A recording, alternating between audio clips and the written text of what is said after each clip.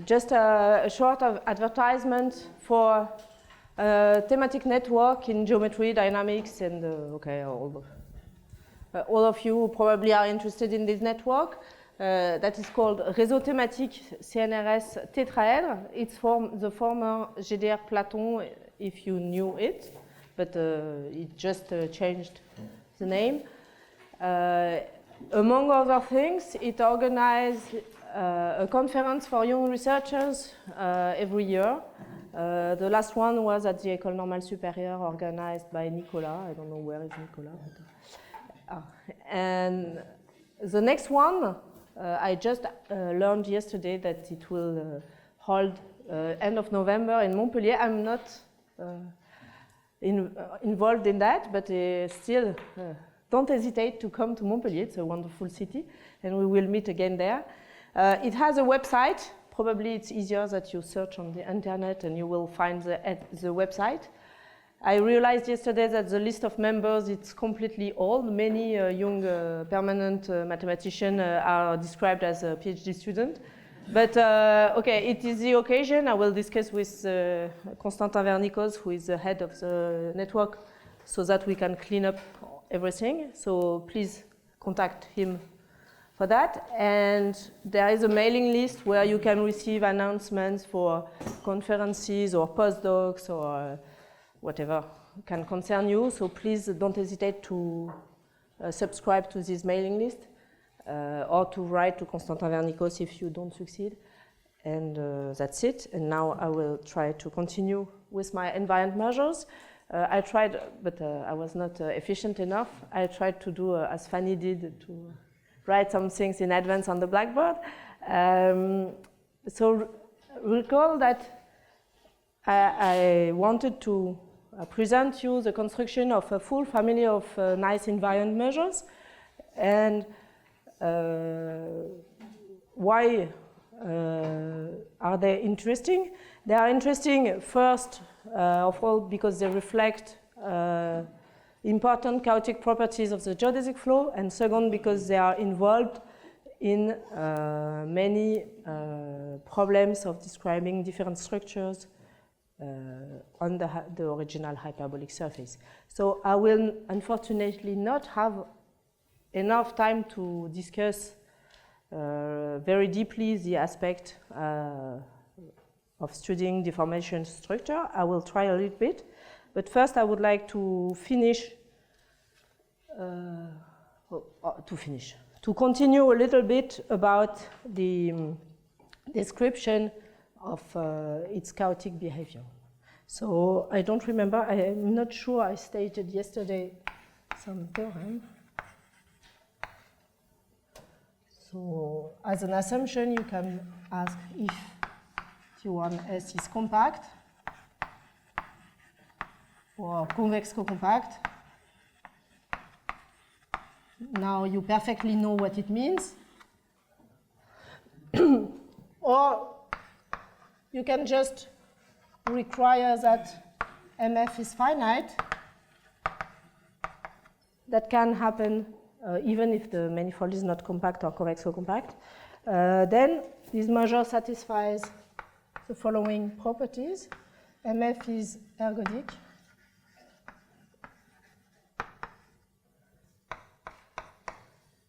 MF is mixing. And even exponentially on hyperbolic surfaces. That's the only place where I really need to be on a hyperbolic surfaces.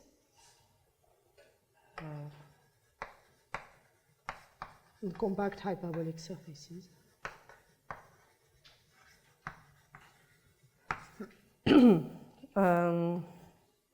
MF is the unique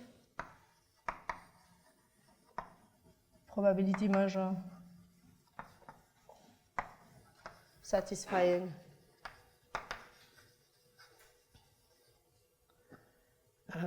what is called the variational principle, which means that it realizes the supremum in the following formula,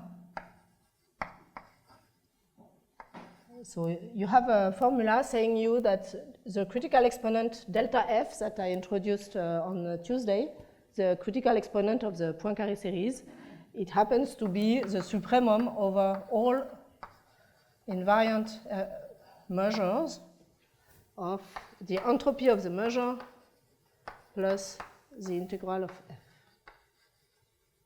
That's of course, that's already a theorem, and it happens to that the measure mf is the unique one that realizes the supremum. And among other properties, it satisfies what is called the Gibbs property. I will explain in a second what is not clear here. What does mean the Gibbs property? It means that for every vector on the surface, if I consider the dynamical ball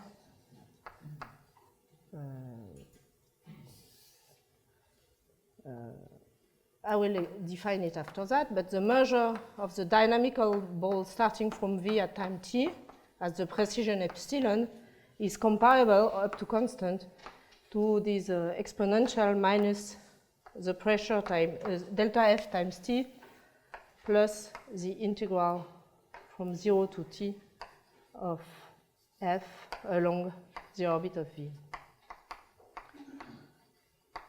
And okay, I have no time for explaining and developing this point, but there are many also. You can get equidistribution properties of periodic orbits towards this measure. This theorem is in fact many theorems in one.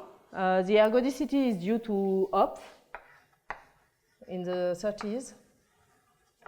1930s, but it's okay still to say 30s now. Mixing is due to Martin Babillot.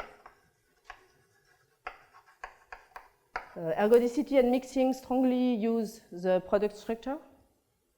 Exponential mixing is extremely recent. Hopf it's in the 1930s. Mixing is 2001. Or maybe there was an earlier version, but exponential mixing is a Dolgo. Yes, no, okay. Exponential mixing is true for a hyperbolic surface only, and so it's something like at 1998. It seems to be before, but because it's not exactly the same assumptions. The variational principle and this one probably, I don't know who was the first, the last, but I will put the name of Sullivan, Kajmanovic, Otal-Peigné, and we wrote the last version in our book with Frédéric Paulin and Marc Paulicot.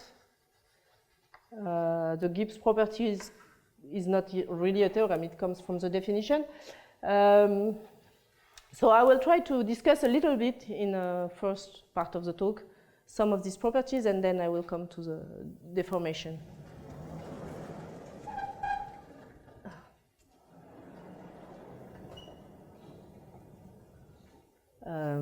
First, I have to explain to you what it means. Now, I will explain the end, what is a dynamical ball, and I will come back to the end after. I will first discuss the ergodicity. And then I will explain what is not defined on the blackboard. Okay? So I let it here.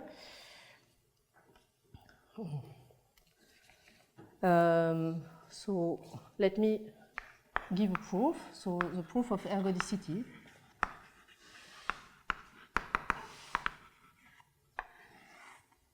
I insisted on Tuesday on the importance of the product structure to get some kind of independence between the past and the future, and that is what will help to get ergodicity. So first, of course I will need to admit some facts that are classical in ergodic theory and that are true in full generality. And so for example, there is a non-ergonic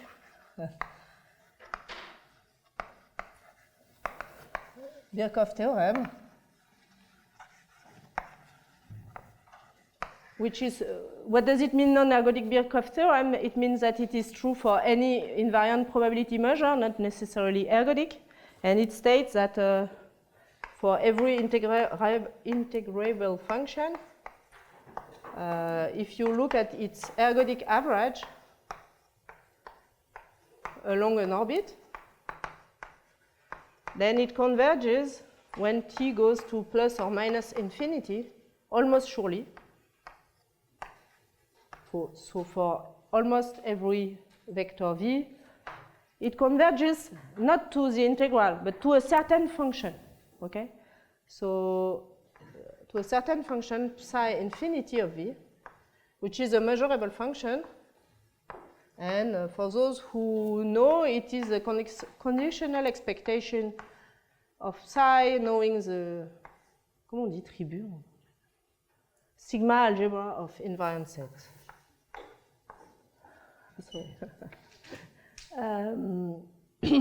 So this is true for any invariant measure, okay? And so I admit this result. It's true in full generality. And I admit also the following fact, saying that MF is ergodic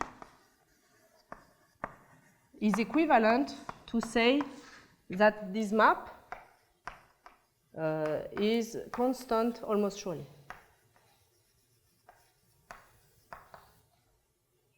And okay, if it is constant, it's very easy to show that this constant is necessarily the integral of psi.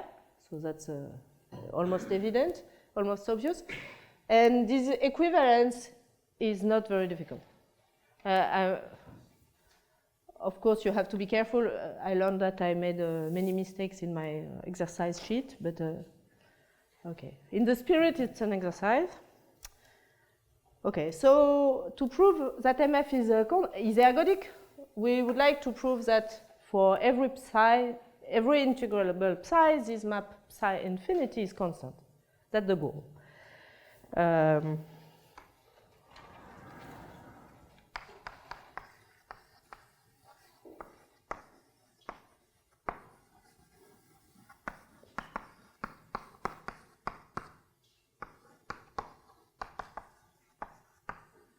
Okay, but now another remark is that if you know how to show that for an initial psi which is continuous, or say continuous with compact support, even if the surface is compact, then you will deduce it by a standard density argument.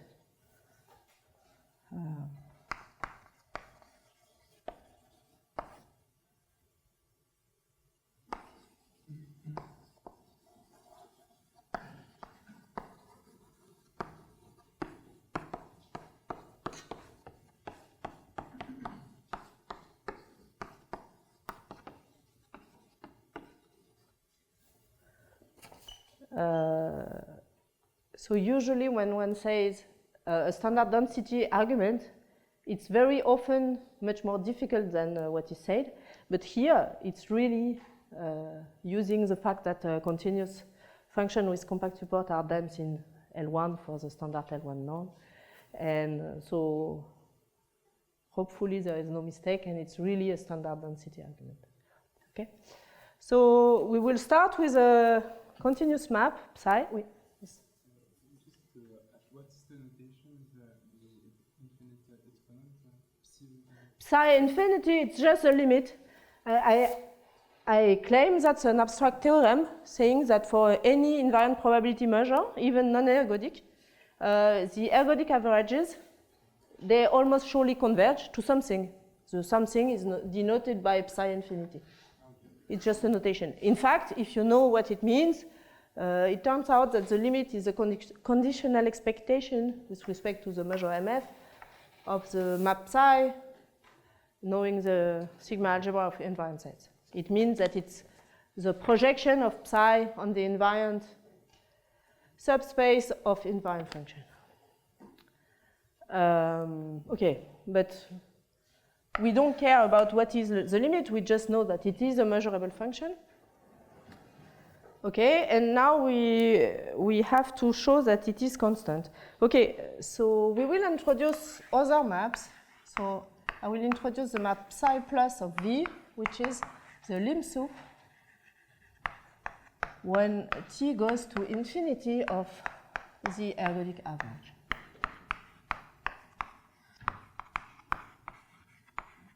And you know, there is something which is important. In ergodic theory, usually you have properties that are true almost surely. And when you have something which is defined for everybody and not for almost everybody, it's very discrete on the blackboard, but it's extremely important. So this quantity exists for every V, okay? Lim sup exists always. That's also why I underline the for all V here. Okay, this map exists all the time. This one also. Okay, so I have two maps that exist all the time. And the point is that I have these quantities have a limit almost all the time. So what I know is that psi infinity is equal to psi plus almost surely, and it's equal to psi minus almost surely. Okay? And also what you can notice is that all these maps, by definition, they are invariant under the geodesic flow.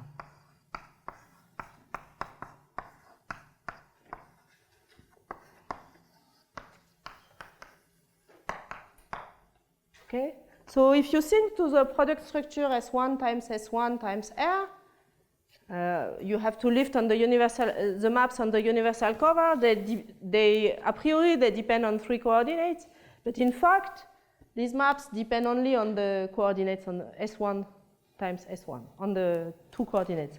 So we are really on a square or on a torus, and we will use this product structure to show that in fact all these maps are constant, almost surely. So precisely as we want to use the product structure, we will lift these maps to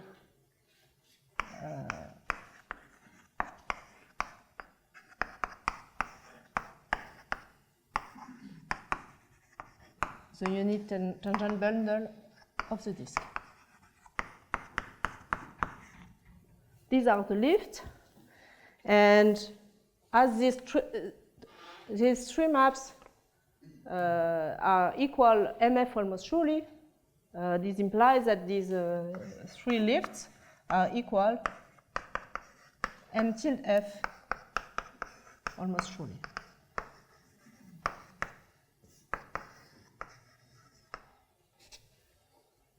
And they are invariant under the geodesic flow.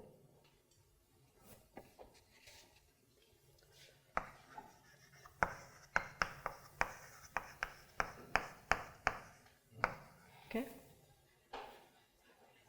And so you can deduce.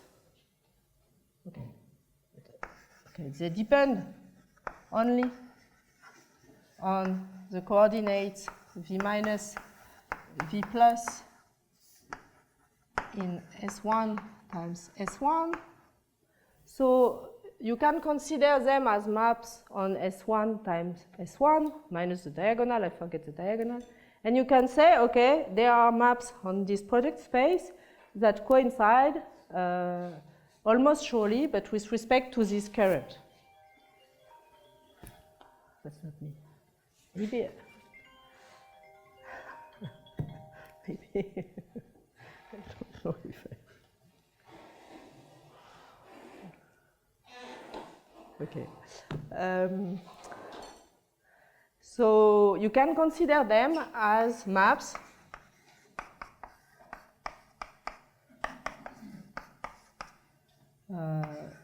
on the product that coincide for the current almost surely.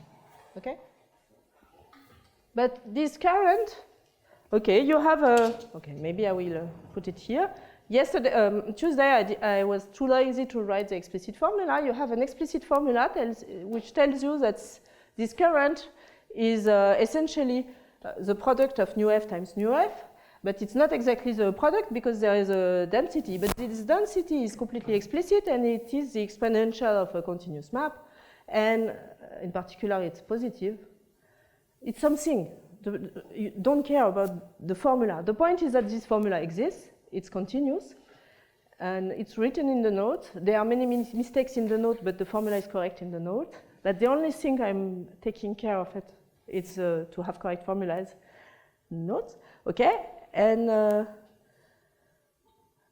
so in fact, saying that these maps are equal CF almost surely means that there is a set of full CF measure on which it coincides. So it's the same as saying that there is a set of full nu f times nu f measure on which they coincide.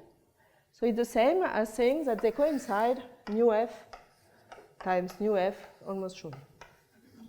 So a priori, this current is not exactly a product, it's a quasi-product. That's to make Patrick happy. But in fact, you don't care because saying that it's equal CF almost surely is the same as saying that it's equal nu f times nu f almost surely. This measure is not invariant, but here at this stage, you don't care. Okay? Now comes your Hopf argument. Okay, remember that psi, I said it's continuous with compact support. In fact, if S is compact, you just think to continuous maps. But remember these old things that you learned as when you were babies. A continuous map on a compact set is uniformly continuous. Okay? Everybody knows that. That's the magic of compact sets. So psi is uniformly continuous. Okay? And then what is psi plus? Psi plus is the lim sup of 1 over t of the ergodic average. So let me draw a picture because it's better than computation. I have a vector v. I look at its geodesic until v plus. And what I claim is that psi plus of v is also the lim sup over 1 over t integral from 0 to t of psi tilde. Psi tilde is the gamma invariant lift. So looking at the ergodic average on the quotient or on the universal cover is the same. Okay? So psi plus is this lim sup. But now I said psi is uniformly continuous. You lift up uniformly continuous to the universal cover, you still get a uniformly continuous map.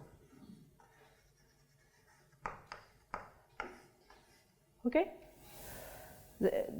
I don't cheat now. So it is uniformly continuous. And then, look, if you have another vector, I already said that psi plus is invariant under the geodesic flow, but now consider another vector w that such that the geodesic ray starting from w is asymptotic to the geodesic ray of v, and so the distance between the two geodesics go to 0. Uniform continuity tells you that they have the same limit. So in particular, psi plus depends only on v plus. Okay? And I don't cheat here, it's very elementary argument. Of course, the same argument in the past tells you that psi minus depends only on v minus. Okay? And now I will tell you what I heard, I don't know how many times during my PhD, and I think I felt that people were cheating. You have a map, psi infinity, with, okay, it depends only on v minus and v plus. It does not depend on t. That's not cheating. It's equal to a map which depends only on v plus. That's not cheating. It's almost surely equal to a map that depends only on v plus. That's not cheating. It's almost surely equal to a map that depends only on v minus. That's not cheating. And now, okay, you have a map on the product space, blah, blah, blah. You have your product space. You have the coordinate v minus, v plus, you see. You have your map. It depends only on v plus, it depends only on v minus, so it depends on nothing, and so it's constant. That is cheating, okay? That is cheating. Why? That's an exercise that I tried to put on my exercise sheet, but it was a little bit false. Imagine you are on the square, so 0, 1 times 0, 1. The exercise was false, but the spirit of the exercise is still meaningful. Take a measure which is, for example, the sum of 2 Dirac mass. A Dirac mass at this point and a Dirac mass at this point. And take, I don't know, take a map, a psi, maybe psi is whatever you want, but non-constant. And take any map which is continuous and such that the value here is not equal to the value here. You have a lot of choice, okay? And then observe that, okay, maybe you want maybe psi is equal to 1 in the neighborhood of this, and then okay, it's a bump, and then it's 0 outside. So 1 here and 0 here. So that's psi, okay? So it's a nice continuous map. And now I claim that, and my measure is a sum of the Dirac mass at the point P and the Dirac mass at the point Q. And if you want a probability measure, you can divide by 2, but it does not change the argument, okay? And now I claim that psi depends only on the y coordinate almost surely, and it depends only on the x coordinate almost surely. Because my measure, in fact, is supported on a graph. If I know the x coordinate, of course I know the y coordinate. Okay? Well, maybe it's an exercise to convince yourself. In this example, I have a map which is non-constant and which depends on x, which depends only on x almost surely, and which depends only on y almost surely. Okay? So it's really cheating to say you depend only on v minus almost surely, you depend only on v plus almost surely, so you are constant. That's false. What is key in the argument is the product structure. Okay, the current is not a product, but this one is a product. And so I will, okay, I was feeling that people cheat to me, and then I was in PhD and I asked to my advisor, and she was never cheating. So she gave me a proof. And so it's an explicit proof, so I will do it. It's better than pretending to do it. But I have to copy my notes. I consider the integral on S1 times, no, yes. My space is S1 times S1, and I consider the integral of psi infinity square with respect to the measure d nu f times d nu f. And, okay, as psi, I write it like that.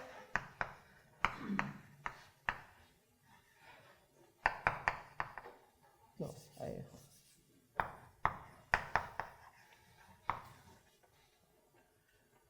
I know that psi infinity is equal to psi plus or psi minus, almost surely. So now, without cheating, I can write it. The first one, I say it's equal to psi plus, and the second one, I say it's equal to psi minus, almost surely.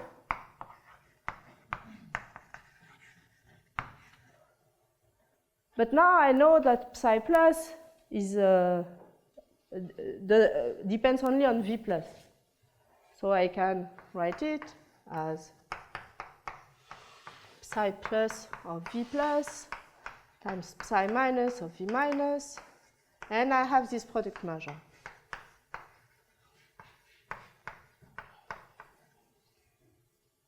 Okay? But now, the key point that is not cheating is Fubini theorem. Then you can write you can separate the integral.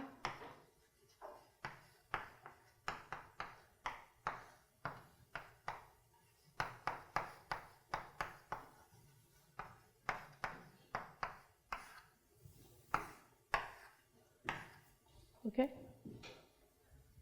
But now, nu f is a probability measure. So you can reintegrate this integral with respect to the other one.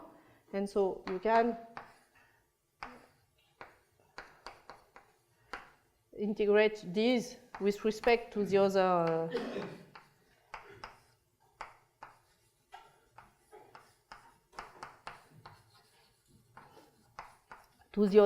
coordinate. You integrate a constant thing with respect to a probability measure. So you are allowed to say that it's equal to that.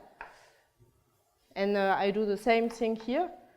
This quantity is constant, so I can integrate it with respect to nu f, which is a probability measure. And so it gives you the same thing. And so I still have this integral.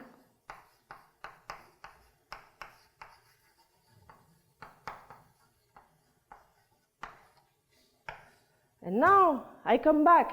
I know that psi plus is equal to psi infinity with respect to nu f times nu f. So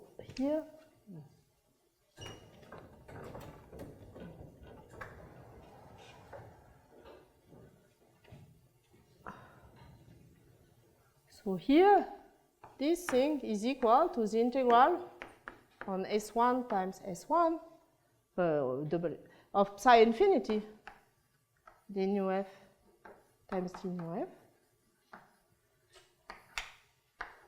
times, I do the same thing. Here, psi minus is equal to psi infinity, almost surely. Nu f times nu f, almost surely. So,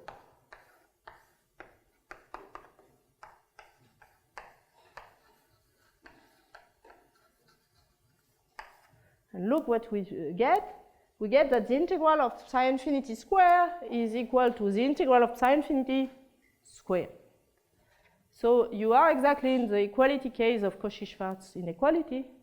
And you know, since you are babies, that in the equality case, the only possibility is that psi infinity is constant.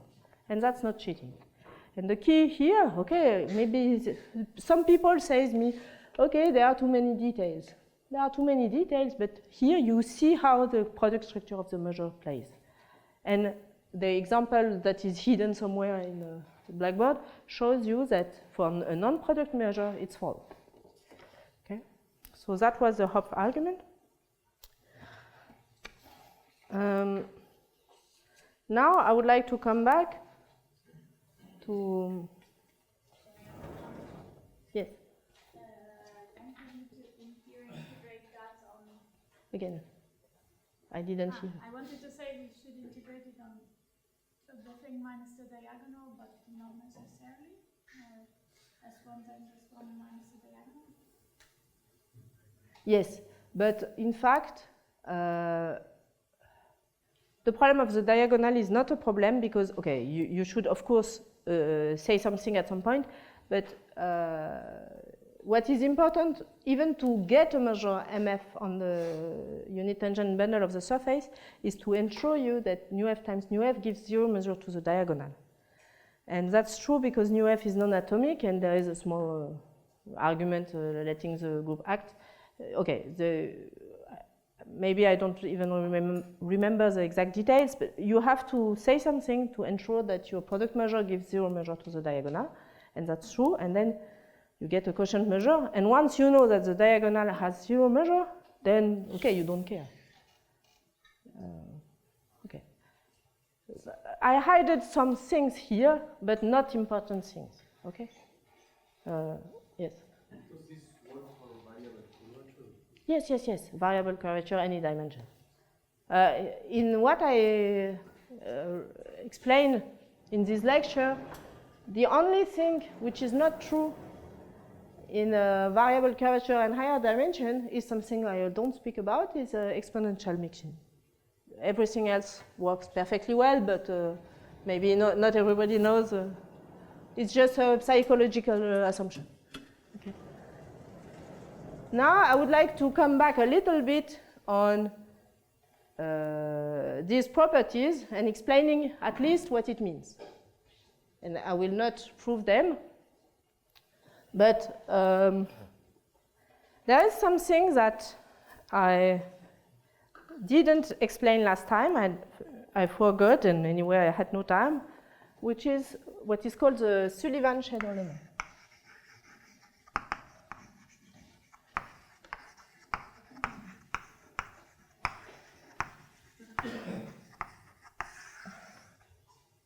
That's a very, very important statement, due originally to Sullivan in the most classical case of the construction, and the proof works the same in all generalization. The point is the following: you consider shadows. So you consider the origin of your disk. You consider a point far away, a point of the orbit of gamma far away. You consider a small ball, normal ball, usually a ball, so a ball of radius r around my orbit point, and I will consider the shadow of this ball. You imagine you have light coming from O, and you consider the shadow, and that the ball puts on the boundary.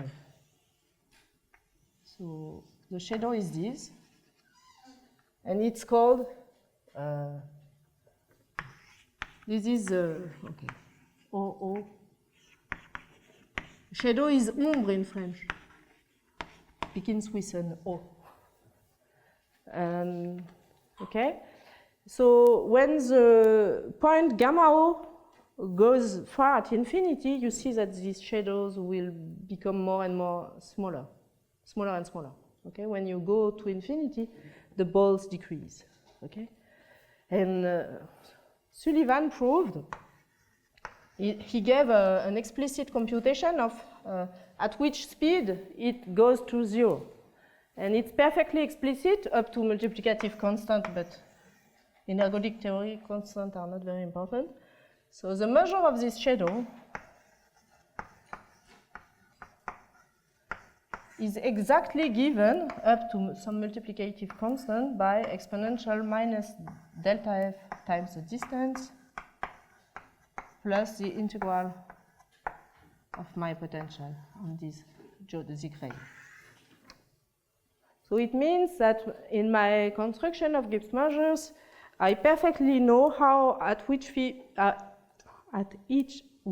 speed small set decreases. Okay, the proof is not difficult. It's a few lines, and I wrote it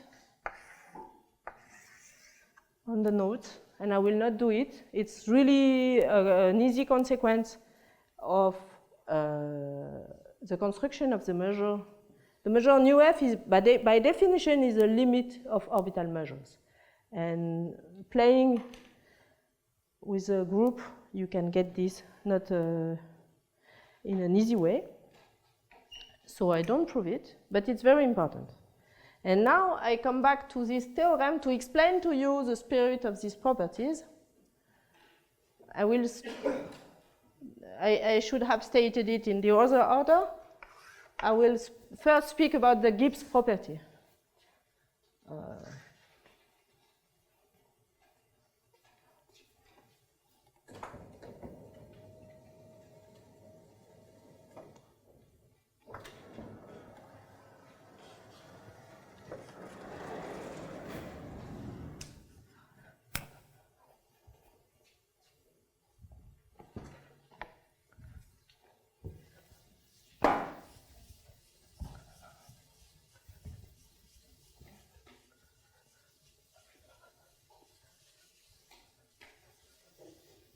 Maybe you remember on Tuesday I told you maybe you have bad glasses and they have a precision epsilon and you try to see orbits up to epsilon.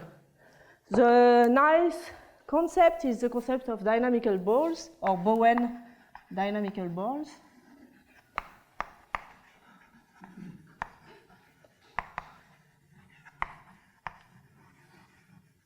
What is that? you consider, okay, I draw it on the universal cover, but it's not very important. You take a vector v, you look at its orbit until time t, and I have my bad glasses with precision epsilon, and so what does it mean? It means that if I have a vector w, which is whose orbit is close to the orbit of v up to the time t, up to epsilon, I say, okay, it's the same, I don't see the difference. Okay. So I want to say that these ones are the same. So the dynamical ball is, at time t, is exactly the set of vector w, or you can look at it on the universal cover or on the quotient, the set of vector w such that between 0 and t, the distance between gtv and gtw is less than epsilon for t between 0 and capital T. And the point is that, okay, on this picture, well, look at my shadows. In fact, what is a dynamical ball? A dynamical ball is essentially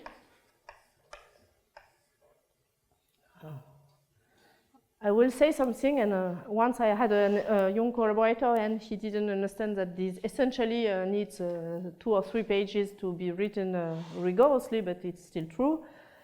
It's essentially a product of shadows. You see, saying that you are in the ball, in the dynamical ball centered at V from 0 to T, what does it mean? It means that W minus is close to V, to W, it means that W minus is relatively close to V minus, and W plus is relatively close to V plus, and also the real parameter is relatively close to the real parameter of V. And concretely, you have something like that. It's essentially a product of shadows. W minus belongs to a shadow viewed from here, a shadow of a ball here, and in the other direction, VW plus belongs to a shadow viewed from here of a ball which is here. It's up to many constants and to many pages, but it's really this picture. So something like that.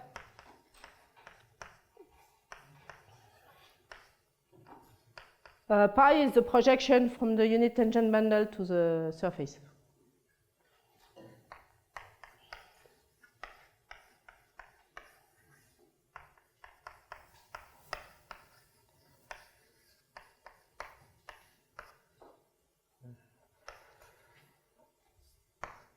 And in the real coordinate, you have an interval minus epsilon, or maybe minus epsilon over 2, I don't care. The point of this statement is that, in fact, you have double inclusion. So you have certain shadows like that with small r that are included in the dynamical ball, and you have certain shadows with large r which contain the dynamical ball. So that's not important. So essentially, these dynamical balls telling you if 2 orbits are close or not are products of shadows. That's, once again, the product structure that is involved in the story. And using the products, you have a double product structure, that's very important. The product structure of the dynamical ball and the product structure of the measure tells you that the measure of a dynamical ball, when T is large, is equal up to multiplicative constant. What it means is when T is large, these quantities decrease very fast. You see, it's very complicated to stay all the life close to V. So when T grows, these balls decrease, okay? So it decreases with T, and it decreases quite fast, okay? And how precise is the decay? It's given by, Okay, essentially using this structure, you can show that it's essentially the measure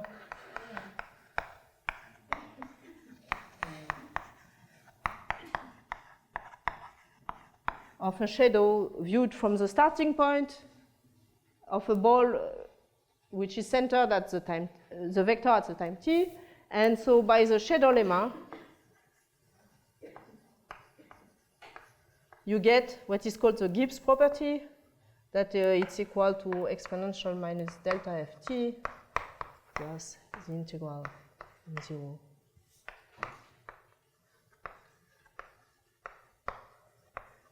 So this Gibbs property is a corollary of the shadow lemma on the one hand, and of the product structure of dynamical balls and measures on the other hand. So that proves the last point. And again, okay, in these lectures, I assume that the surface is compact.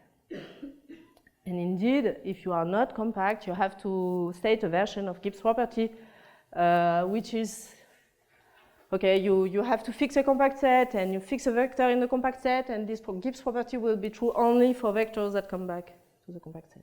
But you're right, yes.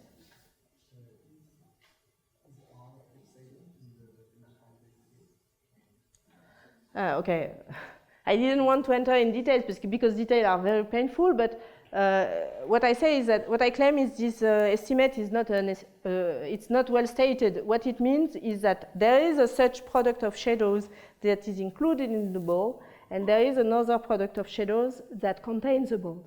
And of course, if you want to be included in the ball, you will take small epsilons.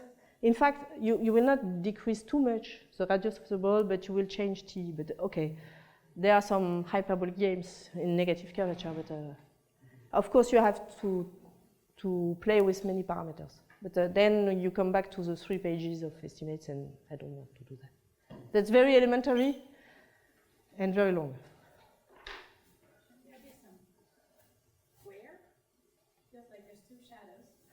No, okay. The measure is a product, and okay, this will give you 2 epsilon is constant. It does not decay with t. What perturbs you is this. Yes, is this one. You look at the measure.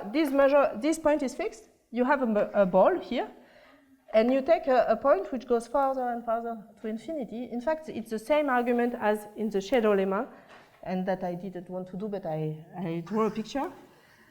You have, imagine your vector v is here, and you have a fixed ball. That's very important. I draw it just for the proof. And then your other point goes far, far, far, far. But even if it's so far that it is at infinity, in fact, the ball will be small, but uniformly bounded from below. Yes, so it's essentially the only one that counts as the second one. Yes, and in fact, in the proof here of the shadow lemma, you have the same argument. If you have a ball which is centered at a fixed point, from whatever point you look at it, the size cannot be too small.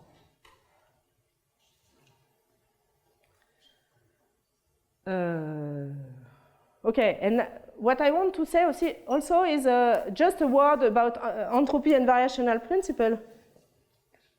The point is that, okay, the proof is very long and subtle. It's for f equal to 0, it has been done by Otal and Peignet, and we extended it in the case of general potentials, but the person that should be cited here are Le Drapier and Young, because the proof is a variation on Le Drapier-Young work, and it's very hard. And the ideas came from Le Drapier-Young work, but I cannot explain, but I can explain just the equality, because the entropy of M, what is the entropy? In fact, there are several definitions of entropy, and in good cases they coincide, and here we are, yes? I'm sorry, just about the last part, the interval, why does it depend on epsilon and not on t? Because you want W to have an orbit which stays close to the orbit of V until time t. To ensure that, recall that we have this product structure, we want that the W minus coordinate is close to the V minus, the W plus is close to the V plus. Okay, maybe what is, okay. It's an interval of ties. If you have the parameter V, the vector V has a coordinate, the real coordinate, maybe S of V, and okay, maybe it's like that, it's better for you and more correct.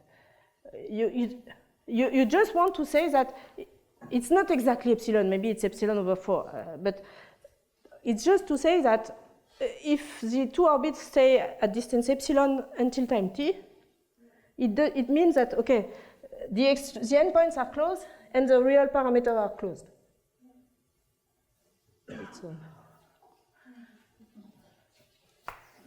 Okay, and okay, entropy, what is entropy? Entropy is, there are several definitions of entropies.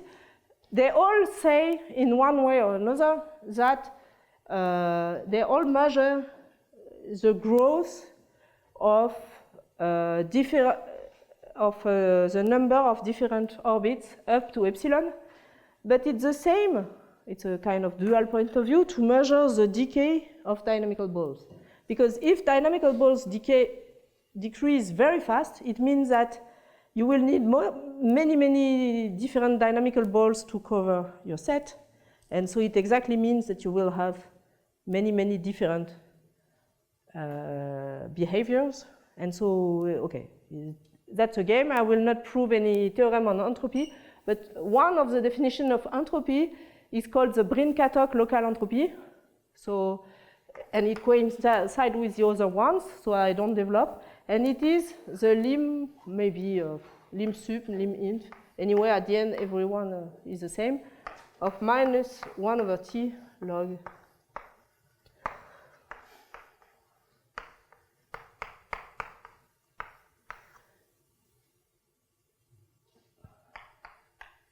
And you see, this quantity a priori depends on V. And so, in fact, the true definition, you have to add an essential supremum or something like that. It's the almost sure limit. It's the almost sure value of these quantities that are constant when the measure is ergodic. There are many things that are hidden here, but in our situation, we don't care because this limit exists. Look, you know exactly up to constant what is the measure. So you do 1 over t log of this quantity, you put a minus because you want to measure the decay and not the growth, and you exactly get delta f minus the, okay. And here you have the limit of 1 over t integral of 0 to t of f, and Birkhoff theorem tells you that it converges to the integral of f. So it's easy to check that the measure realizes the supremum. It's very difficult to show that it is a unique one. And that, in fact, no. What is many things are very difficult here and hidden, that you have these equalities, that delta f is this supremum, and that there is a unique measure which realizes the supremum. And that's a very hard term. Okay, and now I want to... for a general dynamical system, you should. For geodesic flows, there is a great property of geodesic flows, which is the following, which is very geometric, which is that if you have two geodesic lines that stay close up to at epsilon sorry, my sentence is okay. I begin again. I look at two geodesic segments whose endpoints are at distance epsilon, and then there is, and I take an epsilon prime which is smaller than epsilon, and then there exists say t which depends only on epsilon and epsilon prime, and the bounds on the curvature of the manifold, but here it's -1. So it's a purely geometric constant, which tells you that if you remove this constant t, maybe t0 here, then you have epsilon prime. That's in negative curvature, you don't have parallel segments. So if you have segments that are close at the endpoints, they are very, very close in the middle. So the epsilon is very important if you do abstract hyperbolic dynamics, what I'm doing, in fact, at the moment, but it's very easy in the negatively curved situation.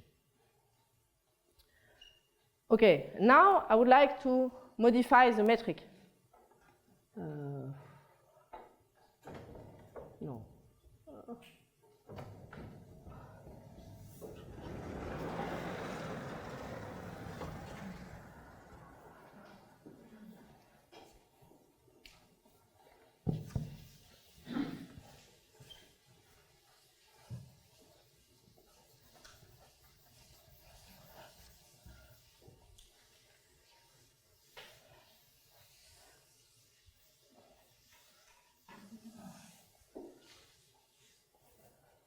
And for me, the starting point of these questions was collaboration with Samuel Tapie, where we were interested in non-compact manifolds, and we wanted to show that if you perturb the metric slightly, he had an analytic problem. I don't remember what was his analytic problem, but for solving his analytic problem, he needed to know that when you do a small, very small, smooth perturbation of the metric, then the entropy should vary in a C1 way. In the compact case, it's a well-known theorem of the 80s of Katok-Knipper-Weiss, and there is an analytic version by Katok-Knipper, Weiss. Okay, anyway. And we wanted to do that, and then we began to think about changing metrics, and then there were many developments, but okay, I would like to stay in the compact case and to, you learned with Federica that on a compact genus 2 surface, you can put many metrics, many hyperbolic metrics, and for example, okay, I'm not sure if it's, maybe you can do something like that. Sorry, Federica. Maybe here it's okay, I'm sorry also for the notation. I learned in Riemann geometry, the metric is G. So I don't speak about Riemann structures. I tried to use Federica's notation, but I don't succeed. So I have a topological surface S, and here it's a hyperbolic metric G1, and maybe I have another one, which is maybe more symmetric, I don't know. Okay, and then I would like to say, okay, I would like to compare the invariant measures of SG1 and SG2, and what when I où est-ce que je vais écrire ça? Je voudrais pas l'effacer. Bon. I will do some diagram. I consider the unit tangent bundle of S with the metric G1. And then, as I want to compare metrics, I don't want to come back to the hyperbolic disk. I consider really S as a differentiable surface, and at each point I can put a metric that's a scalar product, and I have two versions of this scalar product, G1 and G2. So the universal cover is a differentiable notion. It does not depend on the metric. The unit tangent bundle of the surface depends on the metric. And I have my Hopf homeomorphism, which depends on the metric, of course, and which goes to S1. And I will write it as the boundary at infinity of S tilde times the boundary at infinity of S tilde times R. Okay? In fact, the boundary at infinity, you can show that it does not, a priori, it depends on the metric, but in fact, not really. Because if you are on S tilde, And I will use two different colors for the geodesics of G1 and G2. So imagine the geodesics of G1 are yellow, and the geodesics of G2 are, how do you say that? I don't know how to say in English, violet. And there is a theorem, I always forget the name, but if you have a G1 geodesic, then you always have a G2 geodesic which stays at bounded distance. Okay, that is the G2 geodesic and the G1 geodesic. For geometers, this statement is probably very classical. And this statement allows you to identify the boundaries, because for each class point of each equivalence class of geodesic rays of G1, you have a unique equivalence class of G2. So the boundary here does not depend on the metric. And so here you have another Hopf homeomorphism from the unit tangent bundle of S tilde, but with the metric G2. And here you have the quotient, and you have the unit tangent bundle of S with the metric G2. And you see, I said the set of invariant probability measures of G1, if you have a measure here, invariant, and there's a geodesic flow of G1, I can lift it here, and I get an invariant measure for G1 and for the geodesic flow and for the group.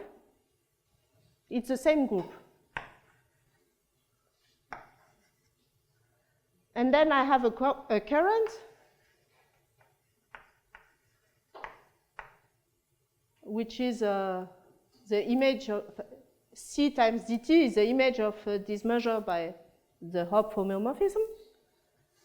But then I can play the same game on the other side, of course. It's not a lot of suspense. So I have the set M1 of G2. And okay, then I will introduce a notation. Given a current, I can send it on the left to get an invariant measure for G1 and project it in an invariant measure on the unit tangent bundle of S.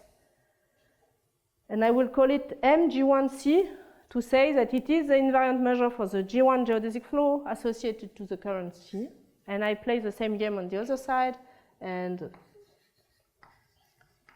I have another measure here. And of course, this diagram shows you that you have a 1-1 correspondence between all, these three sets. So yeah, one of sets is not written. So the invariant probability measure of G1 is the same as the set of currents on gamma invariant currents on the square, the boundary of S tilde times the boundary of S tilde, and it's the same as the set of invariant probability measures for G2. Okay. Here I assume, to simplify, now S is really compact, so I avoid. Okay, but what does mean this symbol? It just means that they are in 1-1 correspondence. For the moment, it's just an ensemblist. It's just a bijection, but without structure. The point is that, okay, the natural question now is to say, okay, what are the properties that could be preserved? If you have an ergodic property, I have a measure here, which has an ergodic property. Can I affirm that the measure associated on the other side has the same property? Well, what are the properties that really depends on the metric, or what are the properties that only depend on the current? That's a natural question once you have the diagram.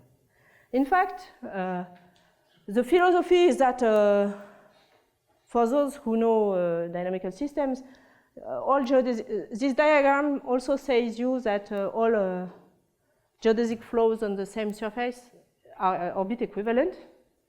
if you don't know what does mean orbit equivalent, think that it means that the diagram exists. That's a way to say it.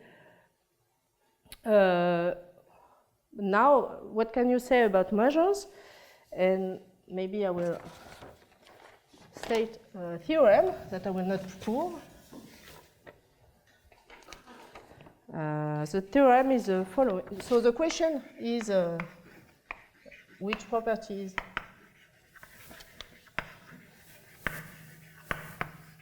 depend or not on the metric.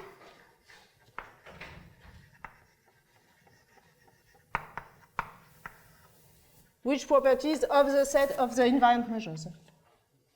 And what I know is the following theorem. So if I take, with the notations on the right, if I take two measures associated with the same current,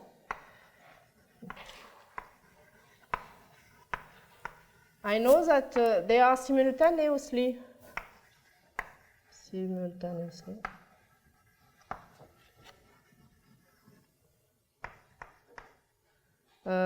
ergodic or not.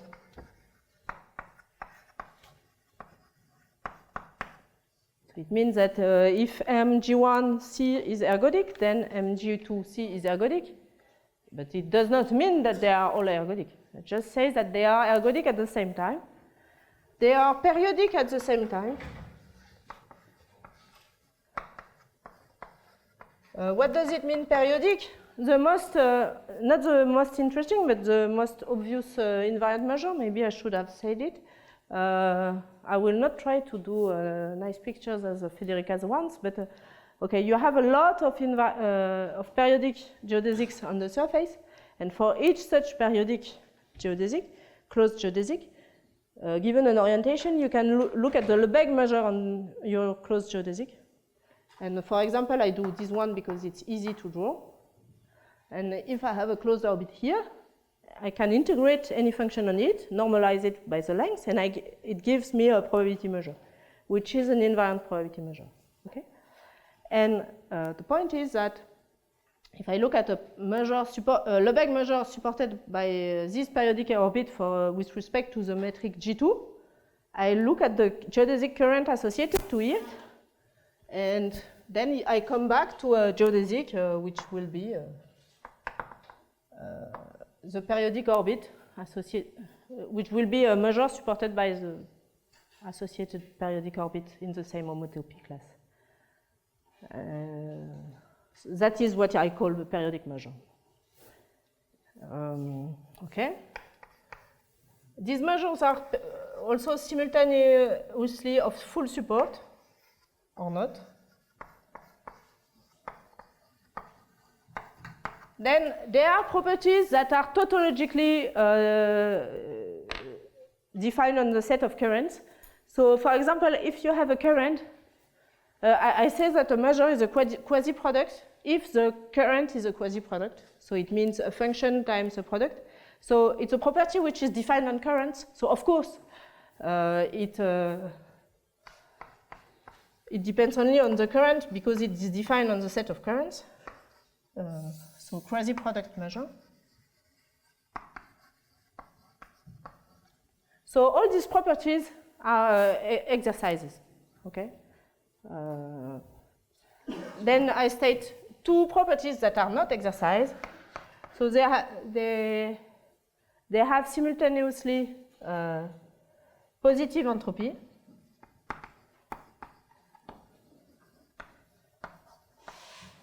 Positive in the English sense for the French people.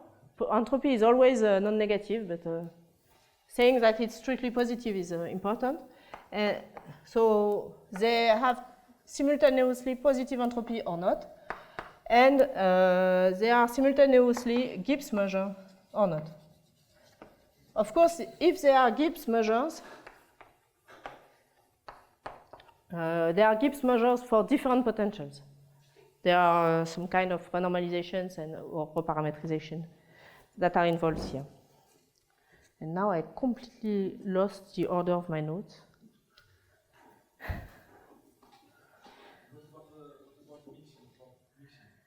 Excellent question. Thank you. That's a very intriguing problem. You see, the only examples that I can give you explicitly that are mixing are D1, quasi-product measure. There is, in fact, I stated, it's still here. The Babio's proof of mixing is a very, very general proof, which works even in a non-positive curvature in some cases, and which deeply involves the product structure, and which is somehow a refinement of Hopf, a tricky refinement of Hopf argument. So it really uses the product structure. But I'm not able to give you an explicit example of a mixing measure which is not a quasi-product one. I don't have a natural example. And then if you want to address this question, you can use abstract arguments, and I don't know how to do that, or you can try with example of natural measures, and I don't know. So I don't know how to track this question. But no. Quasi-product measures are mixing. So it's stronger than mixing. So if one of these measures is quasi-product, then it's mixing and the other also. But if you just know mixing, mixing is very sensitive to parametrization. And without more information, I would guess yes, but I have no idea how you prove that. In the compact case at least. But I don't know. Are there straightforward examples where the entities are both positives but the same? Yes, I will. The formula will show you that. If I should. Okay. So, in fact, the idea. So these ones are really theorems, and the other ones are exercises, and we proved it in. Okay, maybe sometimes. So these are exercises, and these we proved with Samuel Tapie in a paper at the Annales of the École Normale Supérieure. So the key point is the following. No, that I don't want to erase that.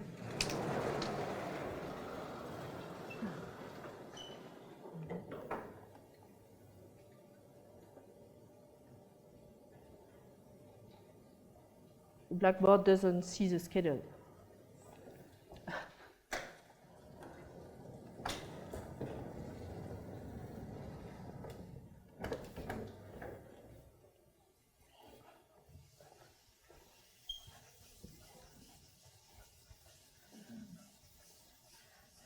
So I have to introduce you some notions that will be very useful.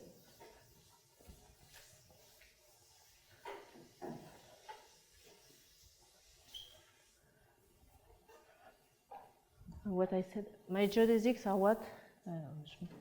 Try to use the same colors.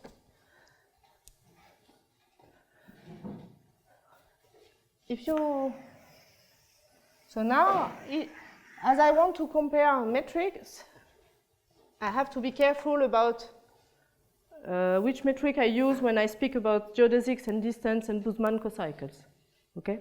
Because everything that I introduced in my lectures depends quite deeply on the metric. The only thing that does not depend on the metric is the boundary, okay?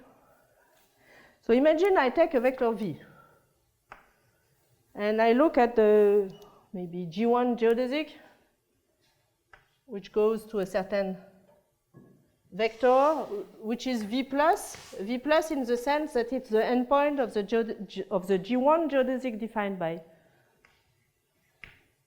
V. And now I look at GTV. And so GTV, so I mean G1 TV, posimetric one. And now I can look at the Boozman cocycle between this point, and this point. Of course, if I use the metric G1, So I put index G1. The Boozman cycle viewed at V plus of between the point V and G. Okay, it's the base point of V and the base point of G1 TV. This quantity by definition is T. Okay? Just you look at the distance from here to here minus the distance from here to here. What is left is this distance here, which is T. But now I try to compute it for the other metric. So I have to look at the G2 geodesic going from this point to this endpoint, and then I look at this second geodesic, and then I get a quantity, which is a number, beta G2,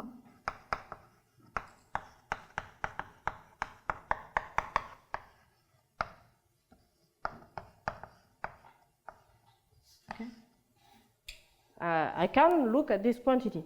And the point is that I found in a paper of Le Drapier the fact that this map is differentiable at 0. So we can define, that's the notation is ours, but the fact that it exists is due to Le Drapier. We define the geodesic stretch, the infinitesimal geodesic stretch from G1 to G2 as the derivative at 0 of this function.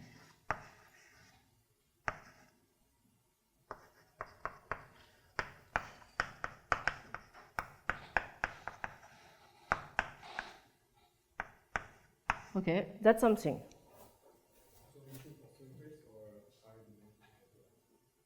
Any dimension, variable negative curvature.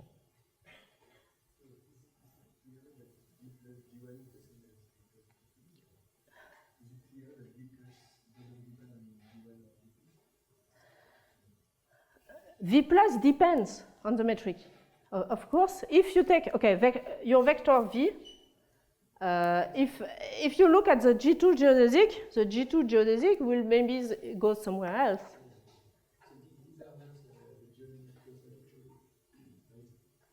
Yes, the boundary is the same. So there is an identification of the boundaries. So I look at the geodesic, I consider the geodesic from the base point of V to the endpoint of V. This is the endpoint for the G1 geodesic, but I can look at the G2 geodesic going to them, to it. It exists. And infinitesimally, the beginning vector of this is not, has nothing to do with V. But it's, the point is, okay. Precisely, that's the main difficulty in this question.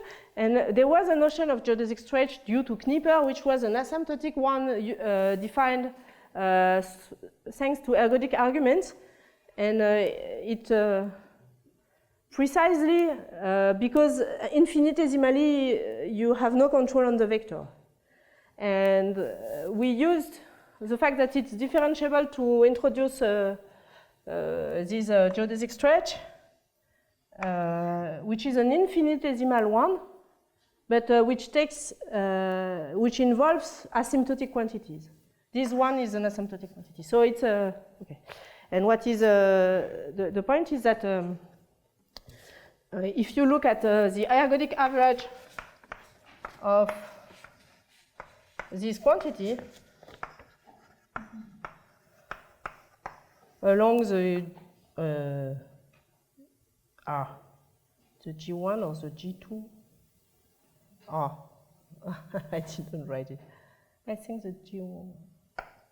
I'm not completely sure.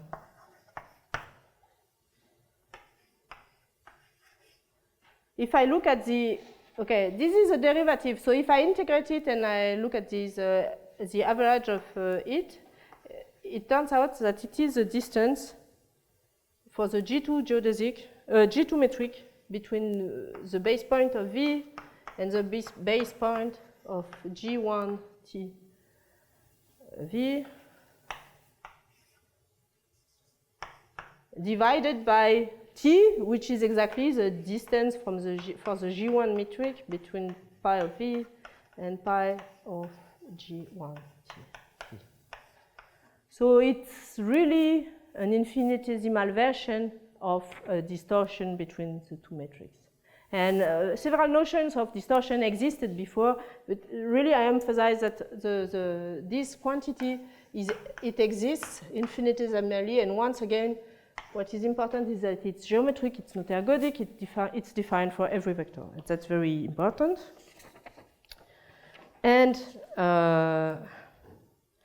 another key argument, because the time is going, of course, too fast. Another key argument is an argument about shadows.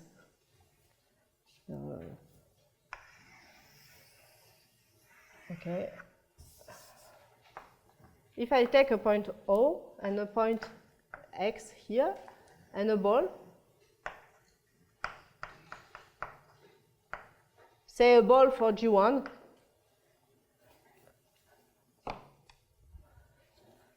and I look at the G1 shadow of the ball. So it means that I look at the endpoint of G1 geodesic crossing this ball. I have a set here, which is the shadow view from O of a ball, for the metric G1 of a ball for the...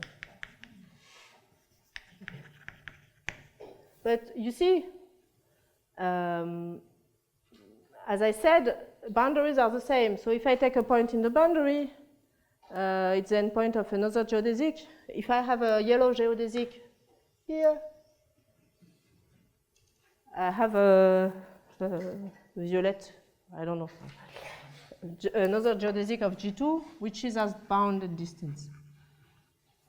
So it means that if you take an endpoint if you take a point in the yellow shadow, then it's in a shadow violet for maybe up to increase slightly the radius of the ball. So you have a larger ball here, and you have a shadow here. So shadows, what I'm saying is that shadows are essentially the same. Okay?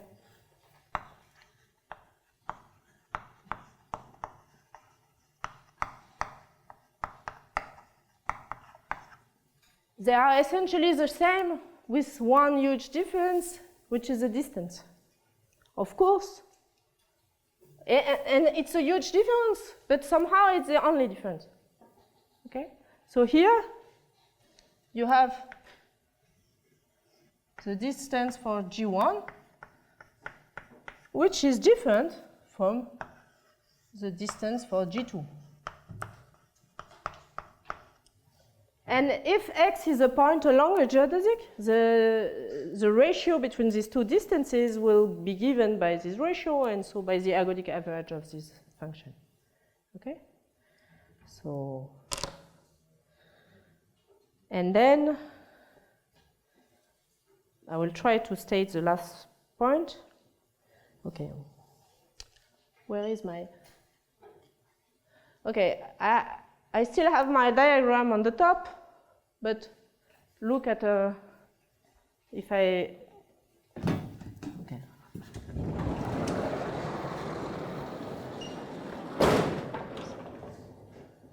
If I look at the diagram, which will appear again soon, I can, if I compose the Hopf homeomorphism, I can have the impression that I'm intelligent, and I say, great, I have a map from this unit tangent bundle to this unit tangent bundle, which will allow me to compare these unit tangent bundles.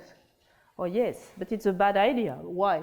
Because if I compose this, with the inverse of this, I get a nice map from here to here. But it's not so nice, because the point is, there is a subtle point here, which is that the gamma action, you see I described you on the first lecture, the gamma action on this space, which involves the Boozman cocycle of G1. So here you have a gamma action, maybe alpha G1, which depends on the Boozman cocycle, and here you have another one, which is different. And so if you compose the two maps, you get a map, let's say phi from G1 to G2, which is just a composition of this one with the inverse of this one. This is a nice continuous homeomorphism, but it is not gamma invariant because you have two actions in the game. But it's not so, you see the only part where it's not gamma invariant is on the real part, because here there is no problem. The gamma action here is not a problem. The only problem is here. So it's not so easy, it's not so difficult to reparameterize it. In fact, any geometric intelligent way will work. So I have no time to give formulas, but there are many different ways which are not very important to track this problem. So phi from G1 to G2, I put a tilde because it's not invariant, it cannot descend. So it's just H.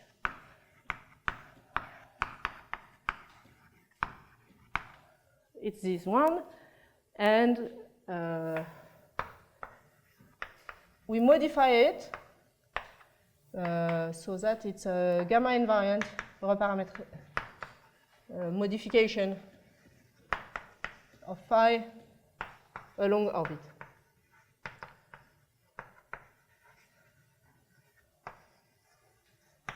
It's easy to do, it's just I have 2 minutes left, so I don't write formulas. And what we can show is that now you get a homeomorphism psi from G1 to G2, which goes from the unit tangent bundle for the metric G1 to the unit tangent bundle for the metric G2. And then you can state the following. So if I have a map G, say on the unit tangent bundle for G2, and you integrate it with respect to the measure and G2 associated to a current C, then you have a kind of change of variable, which tells you that it's the same as the integral of G composed with this map.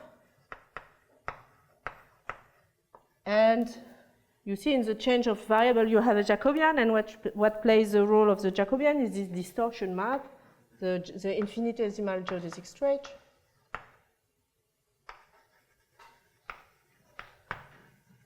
And once you realize that, and this is easy to prove, that's almost abstract nonsense.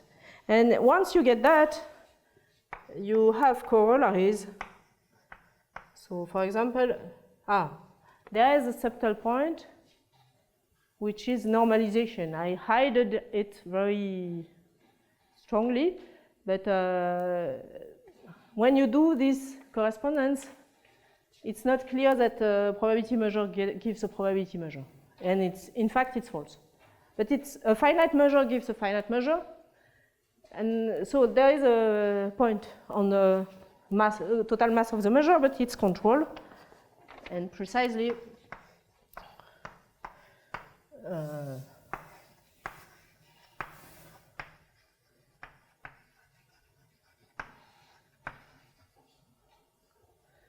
so the mass, if this one is a probability measure, then the mass of the other one is given by this distortion, and it's more symmetric if you normalize it.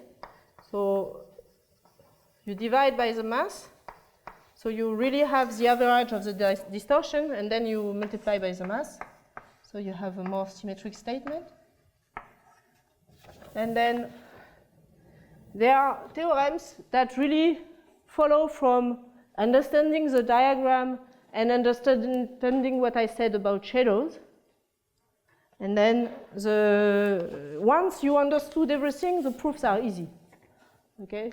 And so you prove that the entropy of mg2c is equal to the entropy of mg1c, just because it's the decay of the measure of shadows. And a shadow, the only thing which changes is time. And so entropies are the same up to distortion. So you just have to divide, it goes in the other direction. Mass are multiplied by this and entropies are divided by this. Renormalization are always painful.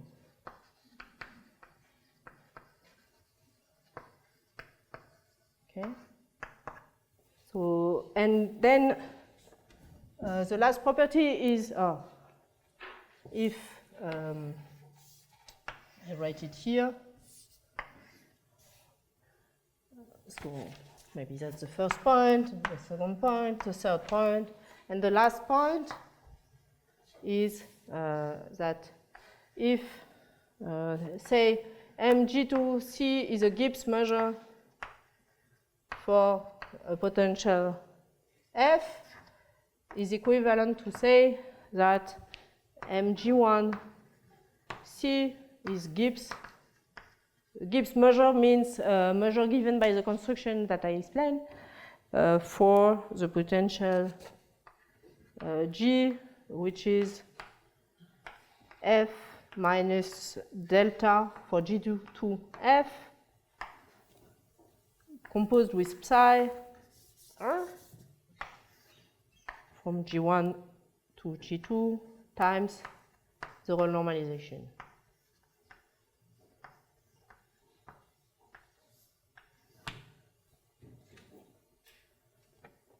And okay, time is over, but what I would like to emphasize is the fact that the proofs are really not difficult, and they really follow very easily from the point of view. And so when you have a point of view which allows you to get a nice result with simple proofs, it means that somehow it's a good point of view. And so I will stop here.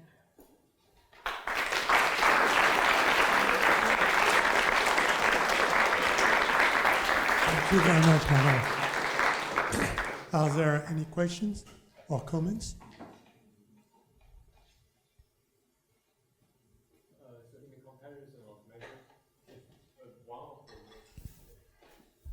if one of the measure is supported on a geodesic lamination, then you know the other one is supported on the same class of lamination, right?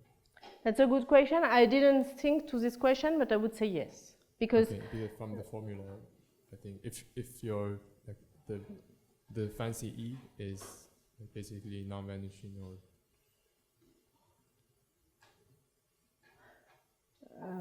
no, I'm almost sure that the answer is yes, easily also yes. But I just didn't ask myself this question.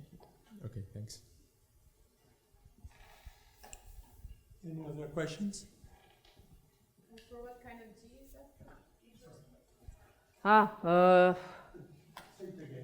So what kind of G in the first part of the theorem does that work for? As I stated everything in the compact setting, then okay, say if G is continuous, it's nice.